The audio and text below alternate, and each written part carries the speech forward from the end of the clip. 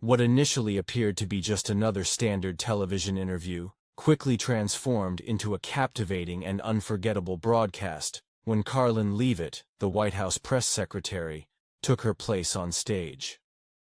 Before diving into the full story, feel free to drop a comment letting us know where you're watching from, and don't forget to hit subscribe so you never miss out on the latest stories. Bathed in radiant studio lighting, the auditorium buzzed with energy. Every seat was filled. Conversations echoed throughout the room, and eyes sparkled with anticipation for what promised to be a compelling exchange. There was a sense that something extraordinary was about to happen. That's when Karoline Leavitt made her entrance, walking confidently under the spotlight, wearing a composed and steady expression. She greeted Stephen Colbert, the seasoned host known for his clever, often ironic style of questioning that tends to keep guests slightly off balance. Colbert greeted her with his signature half-smile, leaning forward with eyes that were equally warm and interrogative. His voice flowed effortlessly, almost as if every line had been rehearsed. "Karoline, welcome to the show," he began. "You're the youngest person to ever hold the title of White House press secretary. That's a major milestone. How does it feel to shoulder that kind of responsibility?" Leavitt tilted her head slightly, maintaining her serene smile and unshakable gaze. This wasn't a defensive posture. It was the stance of someone stepping into the arena fully aware and ready for battle. With a clear, confident voice, she responded, "Thank you, Stephen. It's truly an honor to serve. I see this position as a chance to advocate for hardworking Americans who need a louder voice in Washington." The audience responded with a ripple of applause, some nodding in agreement as they were drawn into her earnest tone. She pressed on. "President Trump's apprenticeship program is a critical step toward empowering people, providing real opportunities, without the burden of expensive degrees from elite institutions." Colbert smiled slyly, a playful twinkle in his eye. "That's a bold policy. I know you're deeply committed to promoting hands-on skills, but working in the White House can't be easy, especially with a president known for his, let's say, unconventional communication methods." The audience chuckled, picking up on the subtle sarcasm woven into his remark. Leah didn't miss a beat. She replied with calm authority, "Every day presents challenges, but leadership isn't about easy days. It's about outcomes. President Trump is focused on creating jobs and getting the country back on track. My job is to communicate that mission." Her words were sharp and to the point, steering away from political theatrics and placing the spotlight squarely on policy and progress. A small wave of clapping rippled through the audience, acknowledging the determination in her tone. Colbert tilted his head slightly and drummed his fingers on the desk, appearing to mull over his next move. "I hear you," he said, "but surely being the press secretary at 27 must come with intense pressure, right? Dealing with relentless media coverage, difficult questions, the storm of social media. How do you keep your cool when the spotlight's always on you?" She offered a gentle smile, locking eyes with him. "I stay focused on the facts, Stephen. When you're driven by a cause, like building opportunities for everyday people and strengthening the economy, the pressure becomes fuel. It motivates me to do better." Her voice grew more energized. "I'm not here to play politics. I'm here to get things done." That comment earned her another round of applause, especially from those in the crowd who shared her conservative ideals. Backstage, her manager clutched her phone, sensing a change in Colbert's tone. A production assistant leaned in to whisper, "He's setting something up. She won't see it coming." But on stage, Leavitt's expression never wavered. She subtly shifted her stance, like a fighter gearing up for the next round. Colbert pivoted. His voice remained casual, but there was now an undercurrent of intensity. "Let's talk about the apprenticeship program. Some say it's a thinly veiled critique of prestigious universities, like Harvard, for example. You've made some pointed comments about those institutions. Are you suggesting they no longer have value in today's America? It sounded like a routine question, but the more perceptive audience members felt the trap being laid. A few leaned forward, awaiting her response. She answered evenly, "It's not that schools like Harvard have no value. It's about realigning our priorities. This country needs skilled trades, plumbers, electricians, engineers, the people who literally build our communities. Our initiative is about investing in them, rather than in academic systems that often fail to serve the broader population." Her answer struck a chord with the audience, particularly those who felt marginalized by the academic elite. Heads nodded. Quiet murmurs of agreement spread through the room. But Colbert wasn't finished. With a sharper tone, he aimed a more precise question. "It's a noble goal, Karoline, putting workers first. But defending President Trump, a man known for his controversial remarks, must be a difficult balancing act between truth and loyalty. Don't you feel conflicted?" The audience collectively inhaled, recognizing the loaded nature of the question. Leavitt held her ground, answering without hesitation. "Stephen, I'm not juggling truth and loyalty. My responsibility is to convey what this administration is achieving. Millions of new jobs, historically low unemployment. These aren't opinions. These are measurable outcomes. They don't need defending. They speak for themselves." She scanned the audience, her gaze powerful, drawing them into her perspective. "Americans want results, not media-driven drama." Another burst of applause followed. Colbert tapped his desk again, now clearly trying to break through her composed exterior. "But let's not pretend the president's public remarks don't matter. Take his post on Truth Social, for instance. 'I hate Taylor Swift.' How do you, as press secretary, reconcile statements like that?" The audience laughed, but there was tension behind the amusement. All eyes turned back to Leavitt. She smiled, again, unbothered and unshaken. "Stephen, my role isn't to unpack every social media comment. The president speaks his mind. I stay focused on what truly matters, like the apprenticeship program that's helped thousands secure stable employment. And if Taylor Swift wants to talk policy, maybe we can invite her on the show." The crowd erupted in laughter, some clapping with surprise at her quick wit. Even Colbert, caught slightly off guard, kept his smile, though the corners now tightened. Trying a different approach, he leaned in. "All right, let's forget the tweets. But you once made a statement about Harvard that stirred a lot of controversy. You said America needs fewer LGBTQ students from elite schools and more plumbers. Some say that crosses a line. Isn't that discriminatory?" The audience fell silent again. A hush settled over the room. The tension was unmistakable. Leia's eyes narrowed. "Stephen, you're misrepresenting my point. This isn't about discrimination. It's about priorities. We need people who can repair bridges, maintain homes, manage production lines. We've poured billions into universities like Harvard, but how many of their graduates actually contribute to the foundational labor force of this country? I want an education system that works for all Americans." Her voice rang with intensity, prompting applause from a segment of the crowd that resonated with her populist message. Colbert, realizing the audience was leaning toward Leavitt, shifted tactics again, this time infusing his words with sarcasm. "Let's be real," he said. "You represent a president accused of spreading hate. From comments about Taylor Swift to inflammatory videos about white genocide in South Africa. How can you stand behind that podium without wrestling with your own conscience?" The question hit hard. The audience held its breath. Backstage, her manager clenched her fists, watching anxiously. Still, Leavitt remained unfazed.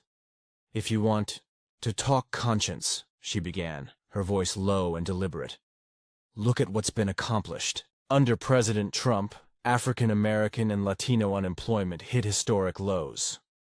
We've created opportunities for everyone.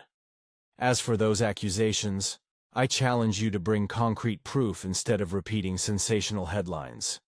I'm Here to speak the truth, not to play character assassination games. The audience responded with loud applause. Some stood, energized by her confidence. Colbert's smile faltered, his fingers tightening on his cue cards.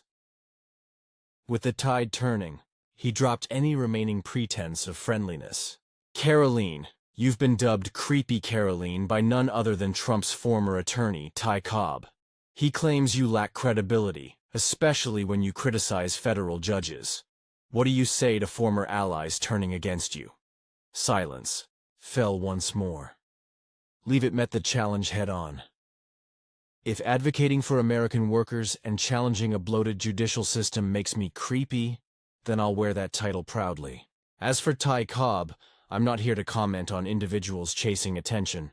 I'm here to serve the American people, and I'm proud of that. Applause thundered through the studio.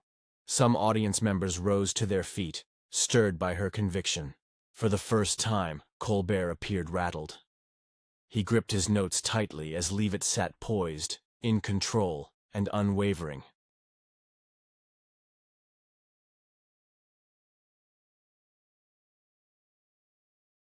Karoline, please sit down.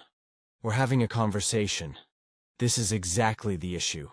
You avoid difficult questions because you can't defend your position. Yet his comments were quickly drowned out by the crowd's overwhelming applause, making him appear diminished behind his desk. "Leave it," he muttered. Karoline, with remarkable composure, stepped toward the wings, but stopped, turning directly to the camera.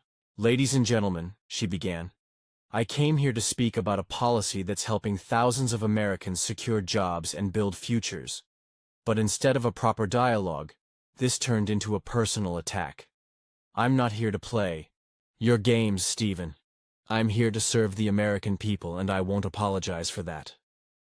She paused, her eyes scanning the crowd, making direct, quiet contact with individuals. That's what truly matters. The applause now roared like thunder, echoing through the theater. Some in the audience began chanting her name. "Karoline! Karoline!" Colbert's face flushed as he attempted to interject. "You're making me out to be the villain here, Karoline," he said. "This is my show. I just wanted a real conversation." But his voice was barely audible, drowned out by the audience's growing support for Leavitt. The studio descended into chaos as Karoline Leavitt exited the stage, disappearing behind the curtains and leaving a shaken Stephen Colbert at his desk. The raucous applause and cheers gave way to a buzzing murmur, like spectators stunned by a dramatic event. Some audience members stood up, pointing at the stage, arguing intensely about what they had just witnessed. A man in his 50s raised his fist and shouted in admiration, while a group of younger attendees shook their heads and whispered about how they perceived Leit's behavior as disrespectful. The mood in the studio was a powder keg, divided between admiration and annoyance. Colbert, visibly rattled, tried to gather himself. His hands trembled slightly as he placed his note cards on the desk. "Well, that was unexpected," he said, forcing a weak smile. "We'll be back after the break with a great musical guest." But his words fell flat. Many audience members showed disinterest. Some stood up, grabbing their coats, whispering to each other as they made their way out. "I came for an interview, not a brawl," one middle-aged woman muttered, her expression filled with disappointment. Others, especially Karoline's supporters, remained in their seats, phones raised, recording the moment they knew would go viral within minutes. Inside the control room, panic had taken hold. The lead producer, a stern man with salt and pepper hair, barked into his headset. "Who allowed this to happen? She just hijacked the show."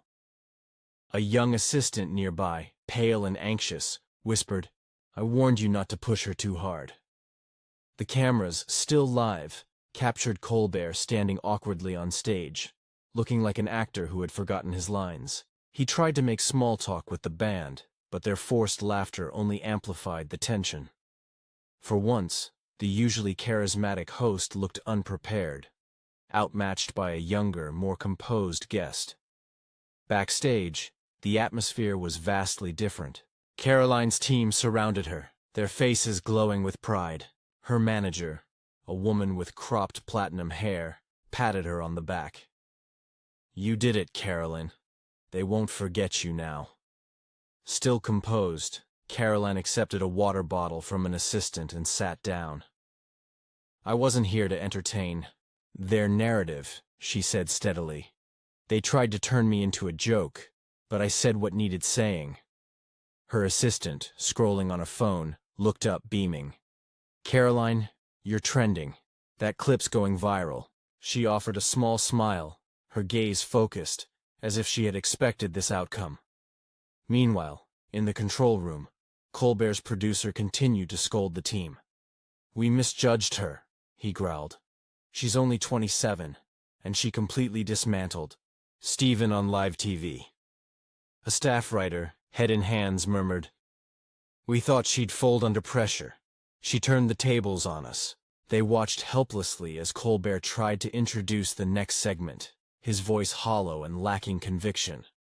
The band began playing, but the audience remained distracted, still whispering and posting on social media. Some held their phones up, typing comments like, "Caroline just schooled Colbert," and "This is why I support Trump." As the show went to commercial, Colbert stepped off stage, his face pale, avoiding eye contact with his staff. "Why didn't anyone warn me she was that sharp?" he asked quietly, frustration lining his voice. The producers sighed. "Stephen, I've been in television for 20 years. No guest has ever taken control of your stage like that."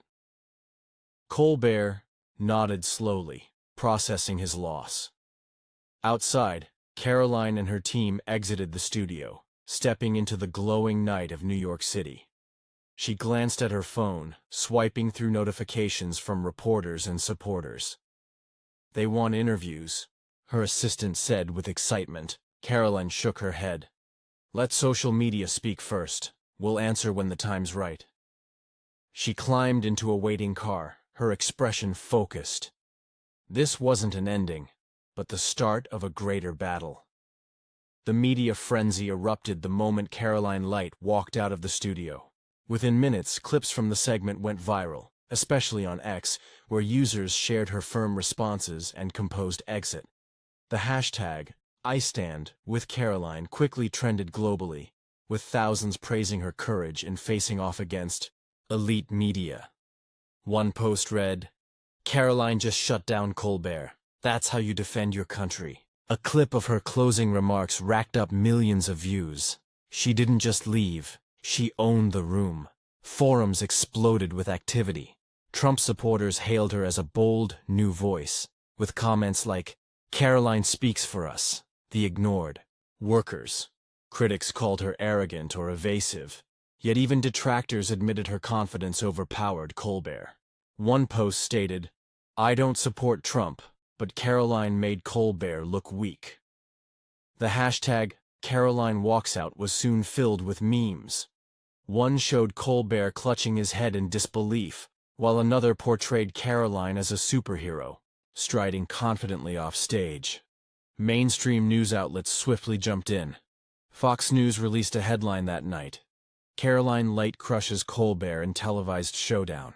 The article praised her as a rising star in the Trump camp, and highlighted how she turned an ambush into a platform. It quoted her final line to the audience, calling it a moment that redefined the show. The New York Times offered a more measured view, calling the event a failure on Colbert's part to control the conversation. The article acknowledged that his aggressive tone had backfired, alienating viewers and damaging the show's credibility.